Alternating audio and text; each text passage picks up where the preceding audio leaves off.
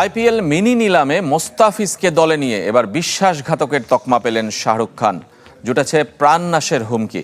Uttar Pradesh BJP নেতার কড়া হুঁশিয়ারিতে আছে বাংলাদেশের কাটার মাস্টারও। আইপিএল খেলতে গেলে বিমানবন্দর থেকে বের হতে না দেওয়ার আলটিমেটাম দিয়েছেন সঙ্গীত সোম। ৮ আসর ধরে ৫ দলে খেলা মুস্তাফিজুর রহমান আইপিএলের চেনা মুখ।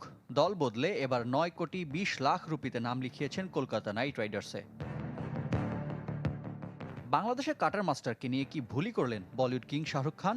ভারত বাংলাদেশ রাজনৈতিক সম্পর্কের প্রেক্ষাপট টেনে যাকে বিশ্বাসঘাতকের তকমা দিয়েছেন বিতর্কিত বিজেপি নেতা সঙ্গীত সোম। একদিকে বাংলাদেশে হিন্দুদের হত্যা করা হচ্ছে, অন্যদিকে তাদের ক্রিকেটারকে আইপিএলে দলে নেওয়া হয়েছে। শাহরুখের মতো দেশবিরোধী অভিনেতা ৯ কোটি রুপিতে মুস্তাফিজকে কিনেছে।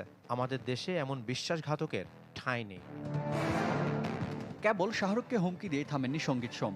তার আক্রোশ মুস্তাফিজকে ঘিরেও। আইপিএল খেলতে ভারত গেলে বিমানবন্দরের বাইরে পা ফেলতে দেবেন না বলে হুঁশিয়ারি দিয়েছেন।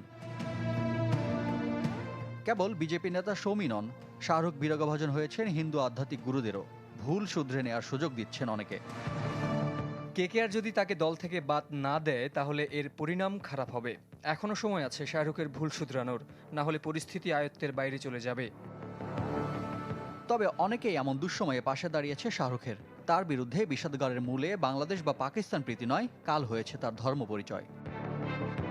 তারা শাহরুখ খানকে আক্রমণ করছে কারণ তিনি একজন মুসলিম। শুধু আলোচনায় থাকার জন্যই বিজেপি নেতার এমন অপ্রাসঙ্গিক মন্তব্য। মার্চে আইপিএল শুরু হলেও এখনও তারিখ ঘোষণা হয়নি ১৯তম আসরের। ৮ আসর ধরে ৫ দলে খেলা মুস্তাফিজুর রহমান আইপিএলের চেনা মুখ। দল বদলে এবার ৯ কোটি ২০ লাখ রুপিতে নাম লিখিয়েছেন কলকাতা নাইট রাইডার্সে।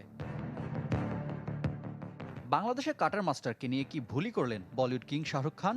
ভারত বাংলাদেশ রাজনৈতিক সম্পর্কের প্রেক্ষাপট টেনে যাকে বিশ্বাসঘাতকের তকমা দিয়েছেন বিতর্কিত বিজেপি নেতা সঙ্গীত সোম। একদিকে বাংলাদেশে হিন্দুদের হত্যা করা হচ্ছে, অন্যদিকে তাদের ক্রিকেটারকে আইপিএলে দলে নেওয়া হয়েছে। শাহরুখের মতো দেশবিরোধী অভিনেতা ৯ কোটি রুপিতে মুস্তাফিজকে কিনেছে। আমাদের দেশে এমন বিশ্বাসঘাতকের ঠাঁই নেই। কেবল শাহরুখকে হুমকি দিয়ে থামেননি সঙ্গীত সোম। তার আক্রোশ মুস্তাফিজকে ঘিরেও। আইপিএল খেলতে ভারত গেলে বিমানবন্দরের বাইরে পা ফেলতে দেবেন না বলে হুঁশিয়ারি দিয়েছেন। কেবল বিজেপি নেতা সৌমি নন, শাহরুখ বিরাগভাজন হয়েছেন হিন্দু আধ্যাত্মিক গুরুদেরও। ভুল শুধরে নেওয়ার সুযোগ দিচ্ছেন অনেকে। কেকেআর যদি তাকে দল থেকে বাদ না দেয় তাহলে এর পরিণাম খারাপ হবে। এখনো সময় আছে শাহরুখের ভুল শুধরানোর, না হলে পরিস্থিতি আয়ত্তের বাইরে চলে যাবে। তবে অনেকেই এমন দুঃসময়ে পাশে দাঁড়িয়েছে শাহরুখের। তার বিরুদ্ধে বিষাদগারের মূলে বাংলাদেশ বা পাকিস্তান প্রীতি নয়, কাল হয়েছে তার ধর্ম পরিচয়। তারা শাহরুখ খানকে আক্রমণ করছে কারণ তিনি একজন মুসলিম। শুধু আলোচনায় থাকার জন্যই বিজেপি নেতার এমন অপ্রাসঙ্গিক মন্তব্য।